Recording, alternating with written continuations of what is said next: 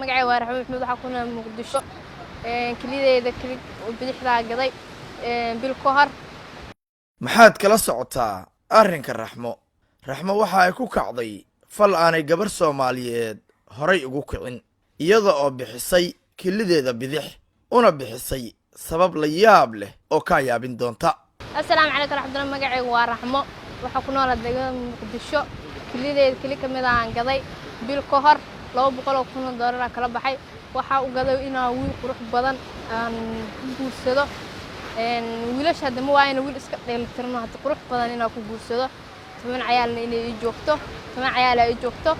10kaas ciyaalka inuu ilo koriyo anna aroos inta qof loo dhigo ama inta lacag nolol nagu noolaa nolosha kuna noolaado saasa rabaa waxa ay ka dhawaajisay bixinta kalideeda inay ku baadi goobayso wiil qurux badan oo la koriya 10 carruurta ah ee